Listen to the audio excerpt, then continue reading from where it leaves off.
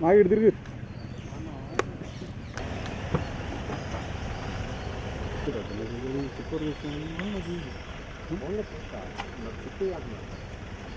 చుట్టూ ఈ కెమెరాలో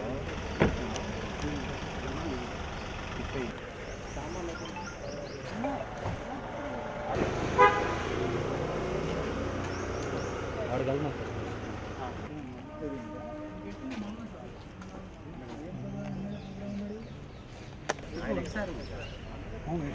ఇదంతా కాదు బ్రేక్ఫాస్ట్ కావాలంటున్నా తీసుకోర్లే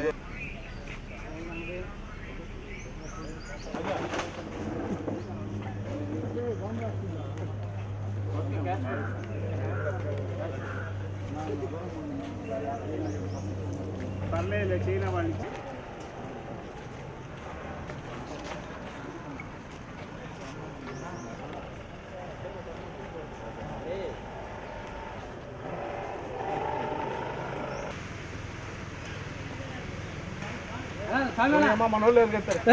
రమ్మో వెళ్ళొద్దు ముందుకి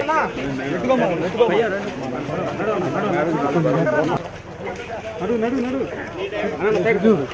నడవాలి అన్నా అన్నా అన్నా సుబ్బు అన్నా అన్న కొంచెం పక్కన అన్నా అన్నా అన్నా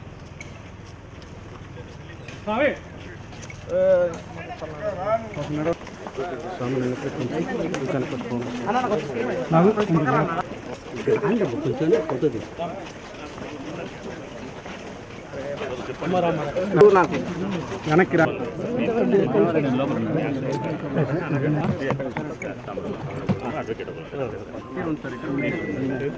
కొంచెం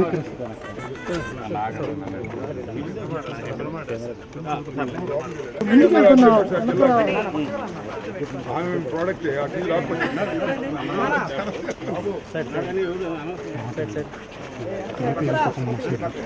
కొంచెం బ్రదర్ అవునా సెల్ ఫోన్ మెసేజ్ పెట్టినా కూడా ఒకళ్ళు చాలు ముందు అసలు ఎవరు వాళ్ళు డిసైడ్ చేస్తే పిలిపిస్తాను వాళ్ళు వాళ్ళు ఎవరు డిసైడ్ చేయండి అప్పుడు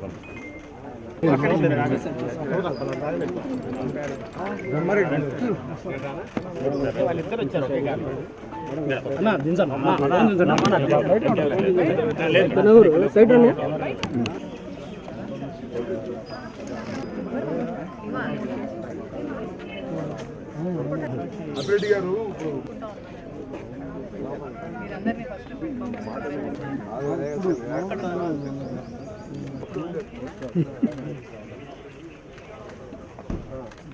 ఓకేమా అమృతుడు పక్కన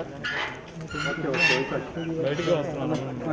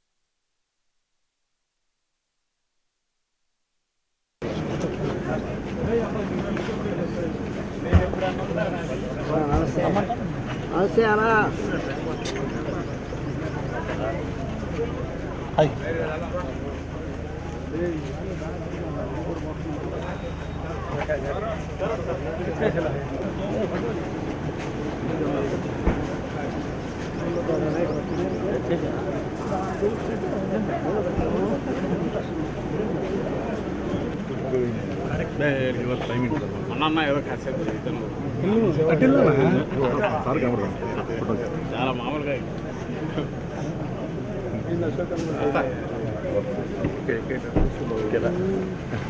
మధుజీ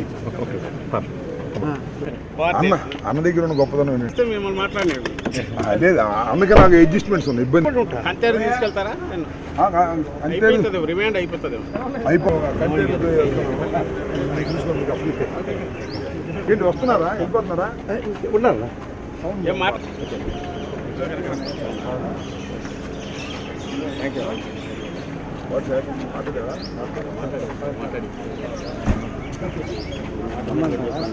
దేని గురించి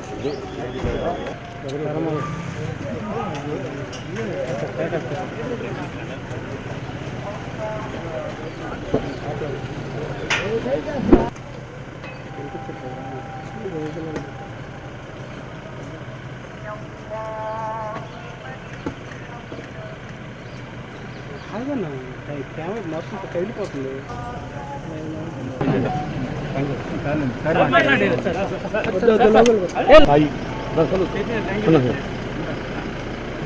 అన్న బ్రహ్మరెడ్డి అని ఉంటా నా సాధిక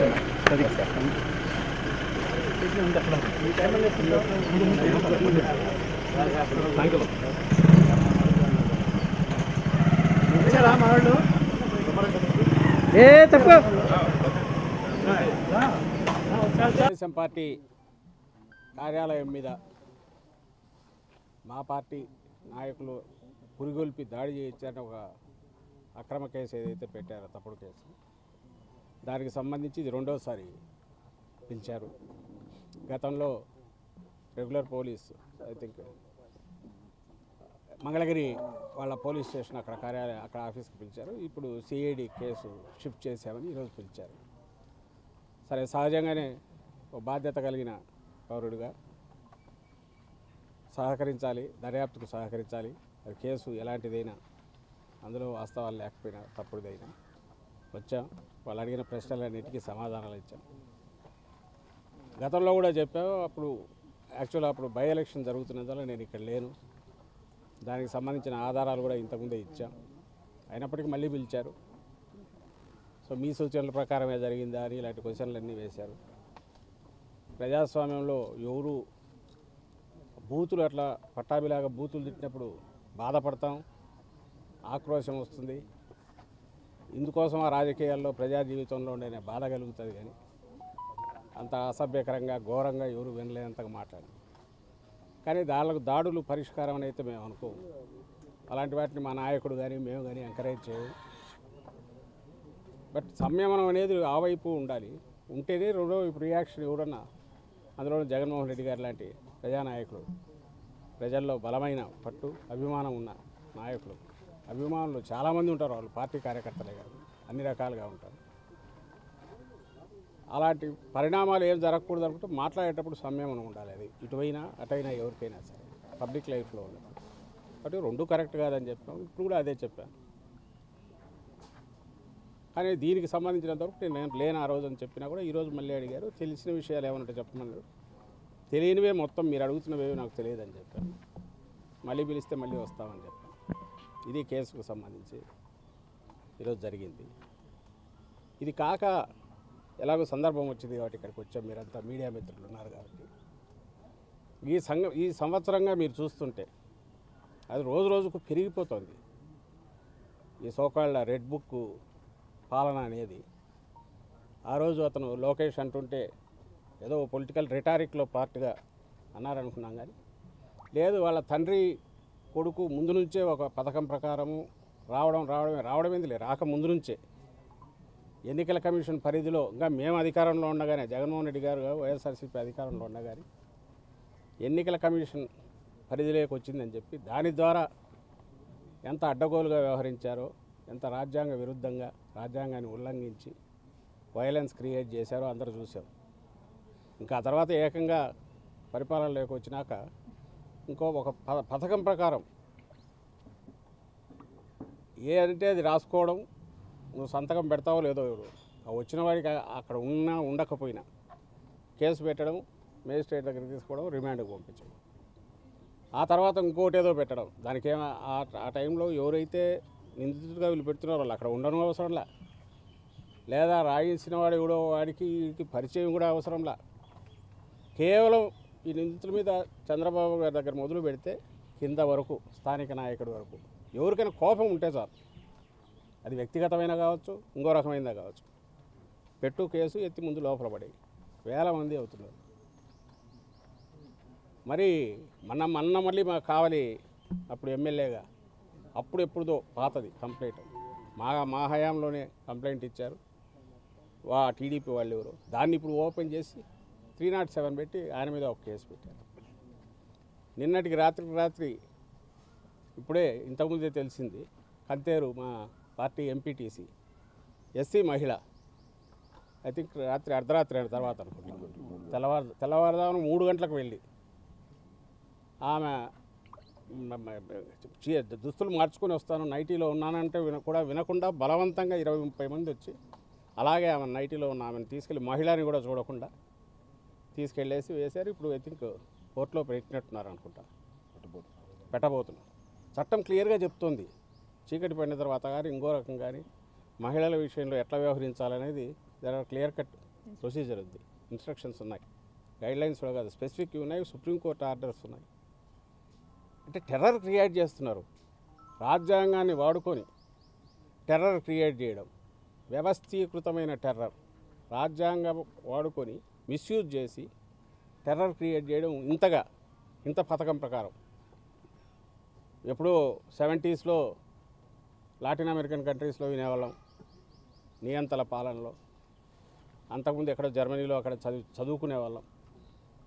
ఇప్పుడు మోడర్న్ ఆధునికంగా తయారైన మన రాజ్యాంగం దీంట్లో కూడా దీన్ని మిస్యూజ్ చేయొచ్చు, ఎంతవరకు వెళ్ళొచ్చు అనేది చంద్రబాబు నాయుడు గారు ఆయన ప్రభుత్వం చూపిస్తున్నారు.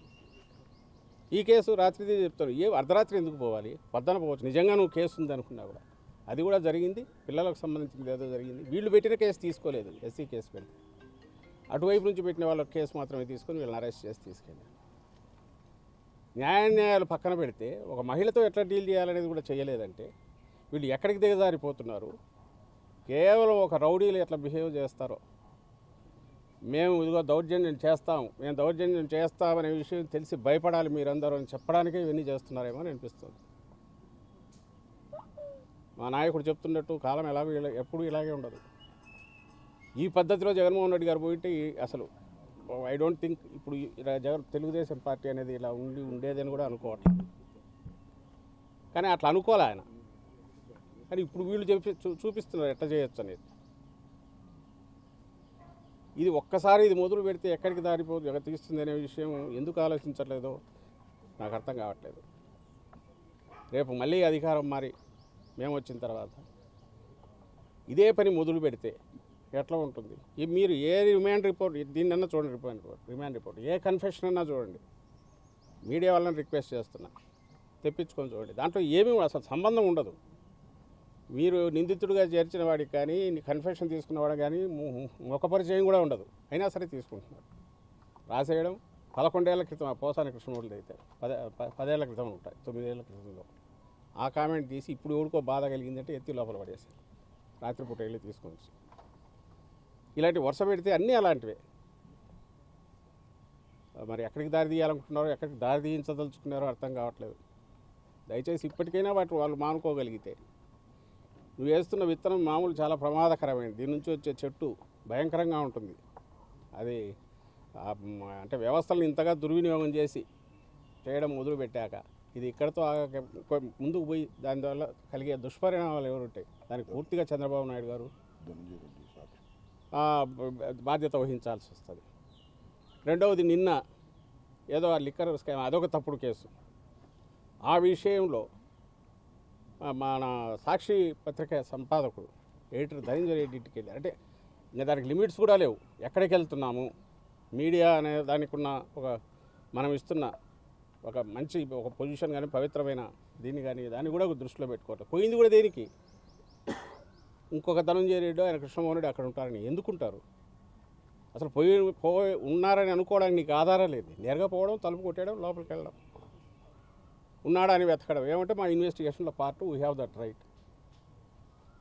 ఇది హెరాస్మెంట్గా ఏమవుతుంది?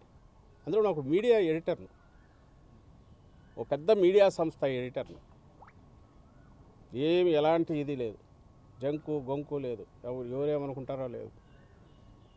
ఇది కరడుగట్టిన రౌడీలు మాత్రమే చేసే పని. వాళ్ళు ఇలాంటివే చేస్తుంటారు, టెర్రరైజ్ చేయడానికి. ఆ ఉన్మాదం, క్యాల్కులేటెడ్ ఉన్మాదంతో వీళ్ళు చేస్తున్నవి చాలా డేంజరస్ పరిణామాలకు దారితీస్తాయి. అది ఎందుకు గుర్తించట్లేదో చంద్రబాబు నాయుడు గారు నాకు అర్థం కావట్లేదు, లేదా ఆయన కొడుకు ఎందుకు గుర్తించట్లేదో అర్థం కావట్లేదు. ఇది ఇలాగే దారి తీస్తే, ఇలాగే పోతూ ఈ మహా అంటే ఏం చేస్తారు, జైల్లో పెడతారు. ఓకే, పెట్టుకొని కానీ మొదలు పెడితే, అందులో వైఎస్ఆర్సీపీకి ఉన్న బలం దీన్ని దృష్టిలో పెట్టుకుంటే మీ జైళ్ళు ఏవి సరిపోవు. దీనివల్ల ఎవరు భయపెట్టలేరు. ప్రజలకు ఏదైనా సేవ చేసి, ప్రజలకు చేస్తామని చెప్పినవి చేసి, తద్వారా వాళ్ళ బ్లెస్సింగ్స్ ఏమైనా తీసుకోవడానికి ప్రయత్నం చేయాలి. కానీ దాని నుంచి దృష్టి మళ్లించడానికి, లేదా దాన్ని ప్రశ్నిస్తారని చెప్పి ఆ గొంతు నొక్కడం ద్వారా, లేదా దృష్టి మళ్లించడానికి కృత్రిమ కుంభకోణాలు మీ అంతటా మీరు క్రియేట్ చేయడం ద్వారా, లేని స్కాములు అంటూ ఒక కథ అల్లి ఒక స్క్రీన్ ప్లే తయారు చేసి పాత్రలను క్రియేట్ చేసి చేయడం ద్వారా ప్రజల దృష్టి మళ్లించవచ్చు ఎల్లకాలం అనుకుంటే అది ప్రాక్టికల్ కుదరదు. ఈ సంవత్సరం అయితే అట్లే గడుపుతూ వచ్చారు, కానీ జనం అప్పటికే విసిగిపోయినారు. ఎల్లకాలం అయితే అదే కుదరదు. అయిపోయింది, సంవత్సరం అయిపోవచ్చింది. ఇంకా వాస్తవ ప్రపంచంలోకి రావాలి. రాకపోతే అసలు 5 ఏళ్ళు కూడా జనం వెయిట్ చేయకుండానే తరిమి కొట్టే రోజులు త్వరలోనే ఉంటాయనేది స్పష్టంగా కనిపిస్తోంది. ఏదైతే అందరికీ తెలిసిన విషయం, కూటమి ప్రభుత్వం అధికారంలోకి వచ్చిన తర్వాత ఒక కక్ష సాధింపుగా ఎవరైతే వైఎస్ఆర్ కాంగ్రెస్ పార్టీలో యాక్టివ్గా పనిచేస్తున్నారో వాళ్ళందరి మీద ఒక తప్పుడు కేసులు బనాయించి ఈరోజు రాజకీయంగా వాళ్ళని ఇబ్బంది పెట్టాలని ఒక ఆలోచనతో కూటమి ప్రభుత్వం ముందుకెళ్తుంది. దానికి అనుగుణంగానే ప్రభుత్వం వచ్చిన తర్వాత ఈరోజు మా మీద ఒక తప్పుడు కేసు, అబద్ధపు కేసు చేస్తున్నది జరిగింది. దానికి సంబంధించి పైన న్యాయస్థానం దగ్గరికి, సుప్రీంకోర్టు వారి దగ్గరికి గారా వీళ్ళు చేస్తున్న తప్పుడు కేసుకు సంబంధించి న్యాయస్థానం దగ్గరికి వెళ్తాం. వాళ్ళు గారా న్యాయస్థానం గారా అన్నీ గారు చూసి ఇది ఒక తప్పుడు కేసుగా చేసి మా అందరి గారు బెయిల్ మంజూరు చేసి ఏదైతే సహకరించమని చెప్పని కోరిందో దానికి అనుగుణంగా గతంలో గారు 2 సార్లు మంగళగిరి పిఎస్కి ఆ రోజు పిలుస్తాం జరిగింది. అప్పటికే వెళ్ళి జరిగిందంతా గారా ఏదైతే వాళ్ళు అడిగిన క్వశ్చన్ సమాధానం చెప్పడం జరిగింది. మళ్ళీ ఈరోజు గారా సిఐడి ఆఫీస్కి రమ్మని ఈరోజు గారు వాళ్ళు క్వశ్చన్ అడిగారు. దానికి సంబంధించి గారా ఏదైతే వాళ్ళు అడిగిన దానికి మీరు సమాధానం చెప్తాం. ఈరోజు వాళ్ళు అడిగిన క్వశ్చన్స్ అన్నీ గారా మాకు అసలు ఎటువంటి సంబంధం, ఆ కేసుతో మాకు ఎటువంటి సంబంధం లేదు. మేము అదే చెప్పాం. ఏదైతే వాళ్ళు అడిగారో ఆ కేసుతో మాకు సంబంధం లేదు, మేము అదే సంబంధం లేదని చెప్పాం. ప్రధానంగా ఆరోపిస్తూ ఉన్నారు. ఆ రోజు పార్టీ కార్యాలయం మీద దాడి జరిగినప్పుడు మీరే పార్టీ కార్యాలయంలో కూర్చొని ఈ యొక్క దాడికి ప్రేరేపించారని ప్రధానంగా ఆరోపించారు. ఏం చెప్తారు? ఈరోజు టీడీపీ వాళ్ళు అలా చెప్తున్నారు. వాళ్ళు ఇంకా అధికారికి ఏం చెప్తారు? మా మీద వాళ్ళు ఒక నెపం వేశారు కాబట్టి పార్టీ కార్యాలయంలో మాకు సంబంధం లేదు. సార్, ఒకవైపు నుంచి చూసుకుంటే మాజీ మంత్రి కాకాని గోవర్ధన్ రెడ్డి, విడుదల రజని, ఒకవైపు నుంచి మీరు కూడా ఏదైతే ఎన్ని గారు తప్పుడు కేసులు, ఎవరైతే వైఎస్ఆర్ కాంగ్రెస్ పార్టీలో యాక్టివ్గా పనిచేస్తున్నారో ఇందాక చెప్పిన విధంగా వాళ్ళ మీద అబద్ధపు కేసులతో ఈరోజు కూటమి ప్రభుత్వం ముందుకెళ్తుంది. దానికి అనుగుణంగానే ఈరోజు రజనీ గారు కానివ్వండి, కాకాని గోవర్ధన్ రెడ్డి గారు కానివ్వండి, లేకపోతే ఈరోజు మేమందరం కానివ్వండి, తప్పకుండా ఈరోజు వీళ్ళు ఎన్ని అబద్ధపు కేసులు పెట్టినా పైన న్యాయస్థానం ఉంది కాబట్టి